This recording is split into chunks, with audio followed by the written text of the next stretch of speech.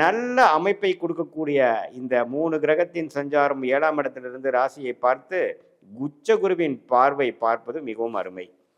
So இதனால் பார்த்தீங்கன்னா இந்த டைமை நீங்கள் வந்து நல்லபடியாக யூஸ் பண்ணிக்கணும். செவ்வாய் வந்து எந்தவித சுபத்துவம் இல்லாமல் 7ஆம் இடத்துலேருந்து 8ஆம் இடம் போகிறது வந்து ஜாதகத்திலையும் கொஞ்சம் தப்பான தசாபுக்திகள் போயிட்டு இருக்கிறவங்களுக்கு கொஞ்சம் பாதிக்கக்கூடிய அமைப்பு கொஞ்சம் இருக்குது.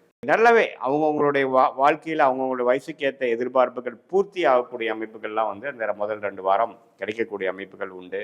ரிஷபராசிக்காரர்களுக்கு அதில் ரோஹிணி நட்சத்திரம் பிறந்தவங்களாக இருந்தாலும் சரி, மிருகஷீர நட்சத்திரம் முதல் 2 பாதத்தில் பிறந்தவங்களாக இருந்தாலும் சரி, ஓரளவுக்கு நல்ல பலன்கள் நிறைந்த ஒரு மாதமாக ரிஷபராசிக்காரர்களுக்கு இருக்குங்க.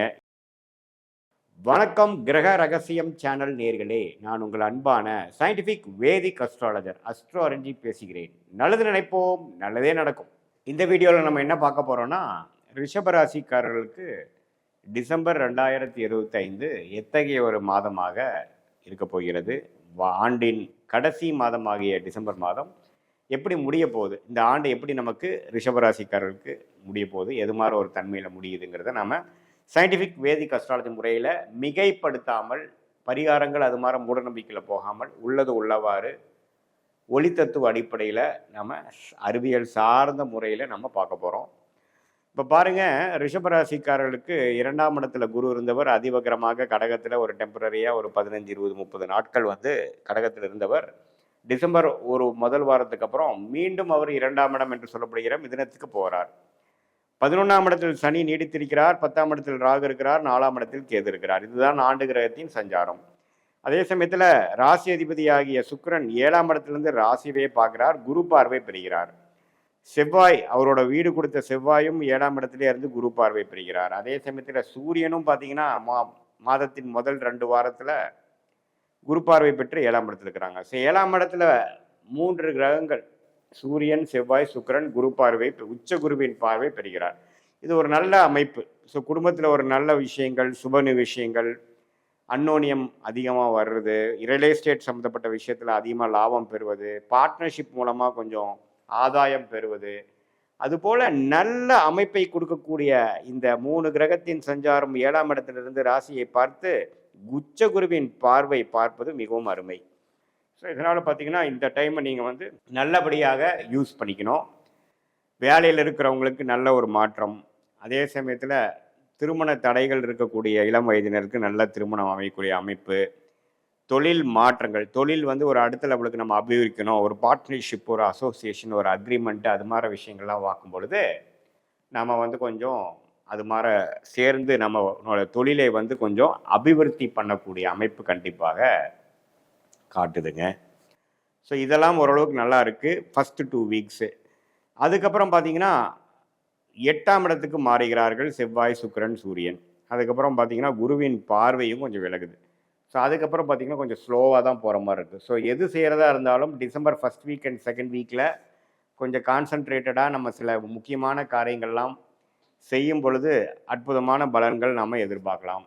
மாணவ செல்வங்களுக்கு நல்ல ஒரு அமைப்பு. புதன் வந்து நட்பு வீட்டில் இருக்கிறார், குருவின் பார்வை பெறுகிறப்போ நல்லா பிரைட்டாக படிக்கிறது, ஃபோக்கஸ்டாக இருக்கிறது, காம்படிட்டிவ் எக்ஸாம்ஸ் கிளியர் பண்ணுறதுக்கு வேணுங்கிற விஷயங்கள்லாம் வந்து கொஞ்சம் உத்வேகமாக செயல்படக்கூடிய அமைப்பு, கான்சன்ட்ரேட்டடாக பண்ணக்கூடிய அமைப்புகள்லாம் கட்டாயம் உண்டு. புரியுதா? இது வரைக்கும் புரியாத விஷயங்கள்லாம் புரியக்கூடிய அமைப்புகள், ஸ்திரத்தன்மையோடு எல்லாமே செய்யக்கூடிய அமைப்புகள் கட்டாயம் உண்டு. ஸோ நல்லா கிட்டத்தட்ட ஒரு 4 கிரகம் உச்ச குருவின் பார்வை பெறுவது ரொம்ப முக்கியம், ரொம்ப ஒரு அருமையான ஒரு விஷயம். ஸோ அதனால் இளம் வயதியர், காலேஜுக்கு போயிட்டுருக்கிறவங்க, கல்யாணம் எதிர்பார்த்துட்டு இருக்கிறவங்களுக்குலாம் நல்ல ஒரு வாய்ப்பு, ஒரு நல்ல ஒரு வேலை வாய்ப்பு கிடைக்கிறது, அவங்க கரியர் ஸ்டார்ட் ஆகிறது, நல்லாவே அவங்கவுங்களுடைய வாழ்க்கையில் அவங்கவுங்களுடைய வயசுக்கு ஏற்ற எதிர்பார்ப்புகள் பூர்த்தி ஆகக்கூடிய அமைப்புகள்லாம் வந்து அந்த முதல் 2 வாரம் கிடைக்கக்கூடிய அமைப்புகள் உண்டு.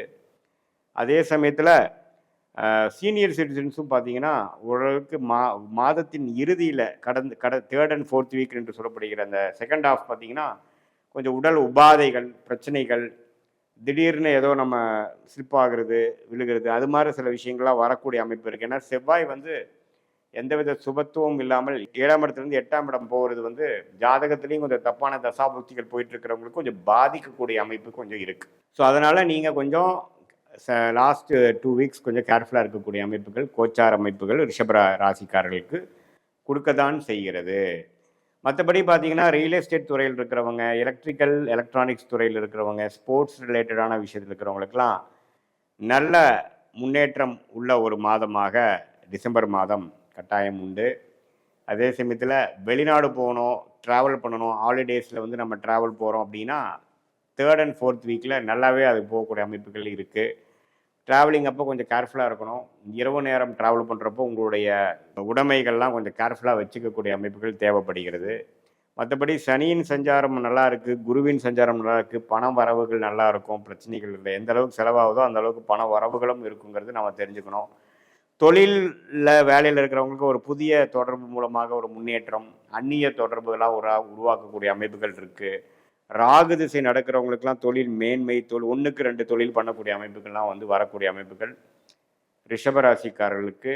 அதில் ரோஹிணி நட்சத்திரத்தில் பிறந்தவங்களாக இருந்தாலும் சரி, மிருகஷீர நட்சத்திரம் முதல் 2 பாதத்தில் பிறந்தவங்களாக இருந்தாலும் சரி, கிருத்திகை நட்சத்திரம் 3 பாதங்கள் 2nd, 3rd, 4th பாதத்தில் பிறந்தவங்களாலும் சரி, ஓரளவுக்கு நல்ல பலன்கள் நிறைந்த ஒரு மாதமாக ரிஷபராசிக்காரர்களுக்கு இருக்குங்க. இதில் முதல் 2 வீக்ஸை வந்து நல்லாவே நீங்கள் யூஸ் பண்ணி சில விஷயங்கள் வியாபாரத்தில் இருக்கிறவங்களுக்கு நல்ல ஒரு ஒப்பந்தம், நல்ல ஒரு கான்ட்ராக்ட், புதுசான ஒரு விஷயத்தில் போய் அதில் போய் கொஞ்சம் starting point of a good thing to come, ஒரு பெரிய விஷயத்துக்கு வேணுங்கிற ஒரு ஸ்டார்டிங் பாயிண்ட் போடுற மாதிரி சில விஷயங்கள் நல்லபடியாக செய்யக்கூடிய அமைப்புகளாக இருக்குது.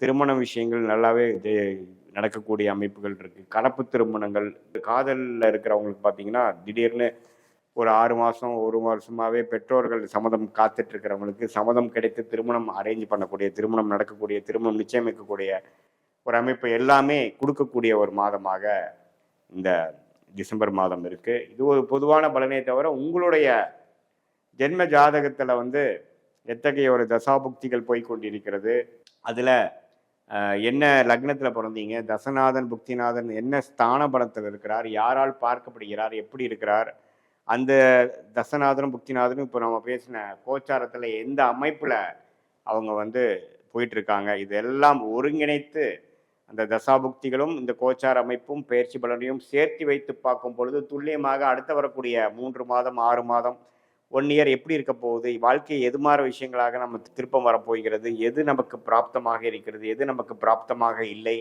எந்த டைரக்ஷன் நம்ம லைஃப் போகுதுங்கிற மாதிரி சில முடிவுகளை நம்ம எடுத்து தேவையற்ற விஷயங்களை கழித்து நம்ம என்ன நமக்கு காட்டுதோ, நமக்கு என்ன தசைகள் போகுதோ, என்ன புக்திகள் போகுதோ, நம்ம கிரகங்கள் என்ன குறிக்காட்டுகிறதோ அதுக்கு தகுந்த ஒரு செயல்பாடுகளையும் திட்டங்களையும் தீட்டி அதுக்கு தகுந்த முயற்சிகளை அந்த டைரக்ஷனில் நம்ம செய்யும் பொழுது எந்த மாதிரி துறையில் வேலைக்கு போகிறது நல்லது, எந்த மாதிரி துறை நமக்கு ஃபார்ச்சுனேட்டாக இருக்குது, எந்த படிப்பு நமக்கு உகந்ததாக இருக்குது, எந்த நேரத்தில் நம்ம வீடு கட்டலாம், எந்த நேரத்தில் சொத்து வாங்கலாம், எந்த நேரத்தில் விற்கலாம், எந்த நேரத்தில் வெளிநாடு போகலாம், எந்த நேரத்தில் வியாபாரத்தை அபிவிகரிக்கலாம், எக்ஸ்பேண்ட் பண்ணலாம், அது மாதிரி விஷயங்கள் எல்லாம் ஜாதக பிரகாரம் உங்கள் லக்னத்துக்கு யோகமான தசாபுக்திகள் எப்படி போய்கொண்டு இருக்கிறது, இந்த கோச்சார தாக்கங்கள் எப்படி இருக்குதுங்கிறதெல்லாம் ஒருங்கிணைத்து நாம் சயின்டிஃபிக் வேதிக் அஸ்ட்ராலஜி முறையில் நாம் வந்து எந்த விதத்திலும் பரிகாரங்கள் அது மாதிரி விஷயத்துக்கெல்லாம் போகாமல் மிகைப்படுத்தாமல் உள்ளது உள்ளமாறு பார்க்கும் பொழுது கண்டிப்பாக ஓரளவுக்கு